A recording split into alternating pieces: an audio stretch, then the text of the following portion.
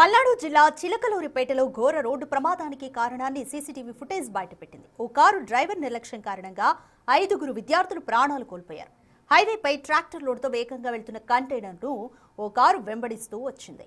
ఇదే క్రమంలో కంటైనర్ను ఓవర్టేక్ చేసిన వ్యక్తులు కంటైనర్కు అడ్డంగా కారును ఆపారు. దీంతో కంటైనర్ డ్రైవర్ సడన్ బ్రేక్ వేశాడు. అయితే అప్పటికే వేగంగా వస్తున్న మరో కారు కంటైనర్ను వేగంగా వెనుక నుంచి ఢీకొట్టింది. ఈ ప్రమాదంలో కారులో ప్రయాణిస్తున్న 6గురిలో 5 విద్యార్థులు ఘటనా స్థలంలోనే మృతి చెందారు. మరో విద్యార్థికి తీవ్ర గాయాలు కావడంతో హాస్పిటల్కు తరలించారు. ఘటనపైన కేసు నమోదు చేసుకున్న పోలీసులు దర్యాప్తు చేస్తున్నారు.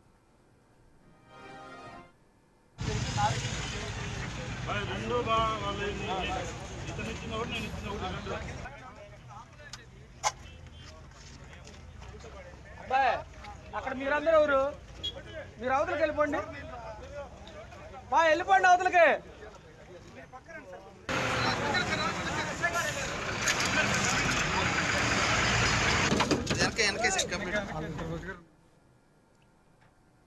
మోర్ డీటెయిల్స్ మా ప్రతినిధి మణికుమార్ అందిస్తారు. మణికుమార్, చిలకలూరిపేటలో జరిగిన రోడ్డు ప్రమాదానికి సంబంధించి సీసీటీవీ ఫుటేజ్ లో కంటైనర్ ముందు ఒక కార్ అయితే ఆగింది. అంటే యాదృచ్ఛికంగానే ఆగిందా, లేకపోతే కంటైనర్ డ్రైవర్ తో మాట్లాడడానికి ఏమైనా అలా కారు ఆపారా? కంప్లీట్ డీటెయిల్స్ ఏంటి? రాధిక, నిన్న పల్నాడు జిల్లా చిలకలూరిపేట రాత్రి జరిగినటువంటి రోడ్డు ప్రమాద ఘటనలో 5 విద్యార్థులు దుర్మరణం పాలైన ఘటన తెలిసింది. అయితే ఈ ప్రమాదానికి సంబంధించి తాజాగా ఒక సీసీటీవీ ఫుటేజ్ బయటపడింది. సీసీటీవీ ఫుటేజ్ పరిశీలిస్తే ప్రమాదం ఎలా జరిగిందనేది మనకు క్లియర్ గా అర్థమవుతుంది. నిన్న ఇంటూరు నుంచి ఒంగోలు కారులో బయలుదేరారు విజ్ఞాన చెందినటువంటి 6 విద్యార్థులు. అయితే చిలకలూరిపేట గణపురం ప్రాంతం బైపాస్ మీద ముందు వెళ్తున్నటువంటి ట్రాక్టర్ లోడ్ తో వెళ్తున్నటువంటి భారీ కంటైనర్ వెనక నుంచి బలంగా ఢీకొట్టిన పరిస్థితి. అయితే ఈ ఘటనలో 4 విద్యార్థులు అక్కడికక్కడే చనిపోయారు. అయితే 2 విద్యార్థులకు తీవ్ర గాయాలు అయితే ఒక విద్యార్థి మార్గ మధ్యలో చనిపోయి మరొక విద్యార్థికి ప్రస్తుతం ఆసుపత్రిలో చికిత్స పొందుతున్న ఆయన పరిస్థితి కూడా విషమంగా ఉన్నట్లు తెలుస్తుంది. అయితే ఈ ప్రమాద ఘటనకు సంబంధించి వచ్చినటువంటి సీసీటీవీ ఫుటేజ్ ని చూస్తే ఒక కారు ట్రాక్టర్ల లోడ్ తో వెళ్తున్న కంటైనర్ ను వేగంగా నుంచి వచ్చినటువంటి ఒక కారు సడన్ గా ముందుకు వెళ్లి అక్కడ ఆపే ప్రయత్నం చేశారు. అయితే ముందుకు వచ్చినటువంటి కారును చూసి కంటైనర్ డ్రైవర్ సడన్ బ్రేక్ వేశారు. సడన్ బ్రేక్ వేయడంతో లారీని పక్కకు నిలవడించే ప్రయత్నం చేస్తుండగానే వెనక నుంచి స్విఫ్ట్ కారు బలంగా వచ్చి కంటైనర్ ఢీకొట్టింది. బలంగా వచ్చి ఢీకొట్టడంతో కారు అంతా కూడా పూర్తిగా కంటైనర్ కిందకి చొచ్చుకుపోయి నిగ్గులు చేసింది. కారు అంతా కూడా పూర్తిగా తునకలైపోయిన పరిస్థితి మనం విజువల్స్ లో క్లియర్ గా చూడొచ్చు.